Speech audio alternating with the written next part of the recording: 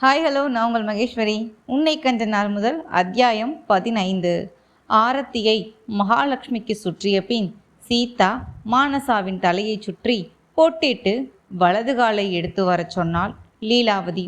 மருமகளே, வலது காலை எடுத்து வைத்து வாமா என்று லீலா கூறவும், ஏற்கனவே ஒருத்தியை தன் மகனுக்கு கட்டி வைத்துவிட்டு மருமகளாம் மருமகள், இவர்கள் ஏன் இப்படி உயிரை வாங்குகிறார்கள் என்ற நினைப்புடன் அந்த பளிங்கு கண்ணாடி மாளிகைக்குள் நுழைந்தாள் மானசா. ரிஷியும் பிரபாசும் தலையெடுத்த பின் புதிதாய் கட்டிய பளிங்கு மாளிகை அது. எங்கும் தேக்கும் பளிங்கும் பளபளத்து கொண்டிருந்தது. 4 மாடி கட்டிடம். கண்ணாடி கூண்டால் ஆன லிஃப்ட், வெகு அம்சம். வேலைக்காரர்கள் சீருடை அணிந்து நடந்து கொண்டிருந்தனர்.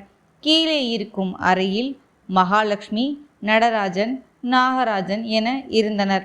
மகாலட்சுமியின் அறைக்கு அடுத்த அறை சீதாவிற்கு தயாரானது. முதல் மாடியில் ஹரிச்சந்திரன், லீலாவதி, பிரபாஸ் ஃபேமிலியும், 2வது மாடியில் அசோகன், மனோகரி, ரிஷி குடும்பமும், 3, 4 மாடியில் அங்கு வேலை செய்யும் வேலைக்காரர்கள் தங்கியிருந்தனர். எல்லாவற்றையும் கண்ட மானசாவிற்கு ஆச்சரியம்.